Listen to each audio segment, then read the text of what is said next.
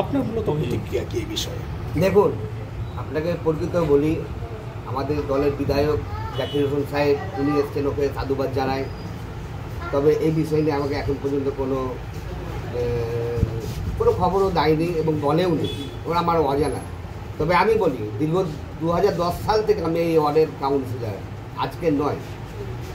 যারা উনাকে নিয়ে এসছে হয় ভুল বুঝিয়ে নিয়ে এসছে, না হয় যারা নিয়ে এসছে তারা 2010-এও আমার কাছে কংগ্রেসের প্রার্থী পরাজিত হয়েছেন, 2015-তেও কংগ্রেসের প্রার্থী পরাজিত হয়েছেন, গত 2022-এ যে ভোটটা হয়েছে সেই ভোটেও কিন্তু ওরা কংগ্রেসের প্রার্থী, এটা আমি হলফনামা দিয়ে বলতে পারি।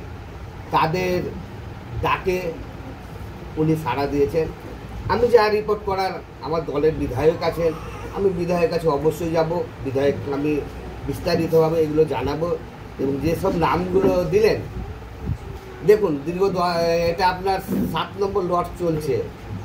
7 নম্বর লটের মধ্যে কিছু বাড়ি তো অবশ্যই যারা দলের কর্মী, যারা সক্রিয় কর্মী, যারা লোকসভা ভোট, বিধানসভা ভোট, পৌরসভা ভোট, এখনই দেখা গেলো কলকাতাতে একটা মিটিংয়ের জন্য ডাক পড়লো, তারা যারা যায় তারা কিন্তু 1 নম্বর 2, 4, 5টা দিতেই হবে। দ্বিতীয় নম্বর হলো এই যে নামগুলো, এগুলো গত 2020 সালের অনেক ব্যক্তি দেখা গেল 20 সালে অবস্থা একটু নরম ছিল, শোচনীয় ছিল। এখন 2025 সাল, সে সময়তে অনেকে ছেলেরা কাজ করে, নিজেরা কাজ করে অনেকটা ডেভেলপ হয়েছে।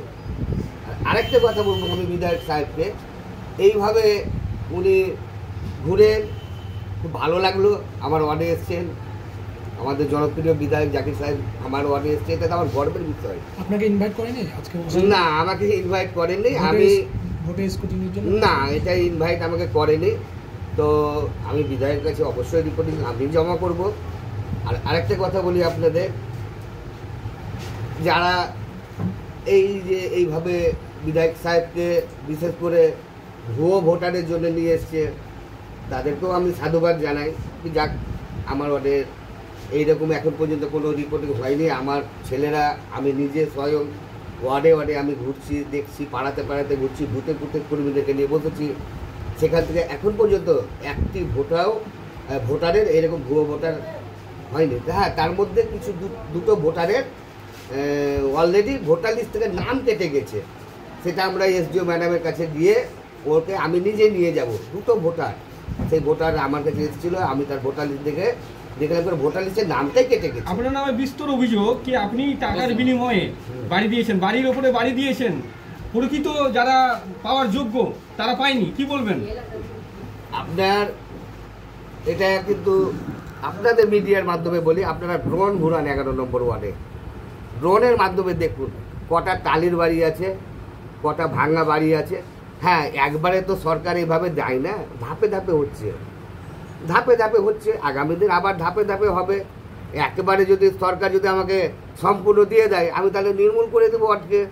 সে তো হাতে গোনা কিছু কিছু করে হাউজিং ফর অল, এটা তো শুধু আমাদের জঙ্গিপুর মিউনিসিপ্যালিটিতে এই প্রকল্প নয়, এটা পুরো ভারতবর্ষের প্রকল্প। কিন্তু বিস্তর অভিযোগ টাকা নিয়ে আপনি বাড়ি দিচ্ছেন না, এটা কিন্তু ভিত্তিহীন প্রশ্ন করেছে আর ভিত্তিহীন উত্তর দিয়েছে। আমি দেখলাম যিনি বলেছেন, আমি কিন্তু দেখলাম, ফেসবুকে লাইভে ছিলাম, আমি দেখলাম উনি আমার কাছে আজও কোনোদিনও আসেনি। জানি না ওনার ব্যক্তিগত আক্রোশটা আমার কোথায় উনি করেছেন। যেটা বিধায়ক সাহেব নিজের দলের কর্মী, সমর্থক এবং কাউন্সিলর বাদ দিয়ে অন্য দলের ব্যক্তিদের নিয়ে কেন এই অভিযান চালাচ্ছে? এইটাই তো বিধায়ক সাহেবকে ভুল বুঝিয়েছেন। যিনারা এই জায়গাতে বিধায়ক সাহেবকে নিয়ে এসছেন, ভুল বুঝিয়ে নিয়ে এসছেন। সেটা আমরা ভুল বোঝানোর পরে আমরা অবশ্যই বিধায়ক সাহেবের কাছে যাবো। উনি না ডাকলেও বিধায়ক সাহেবের কাছে আমরা যাবো, যেহেতু উনি আমাদের বিধায়ক। আমাদের কি তৃণমূল কংগ্রেসের ভাবমূর্তি নষ্ট হচ্ছে না? এই প্রশ্নের উত্তর তো আমি দিতে পারি না, এটা দল যেটা ভালো বুঝবে সেটা করবে, এটা তো আমি উত্তর দিতে পারি না। অনেক টালির বাড়ি দেখলাম, অনেক টালির বাড়ি বলতে যে টালির বাড়িটা বিধায়ক সাহেব গিয়েছেন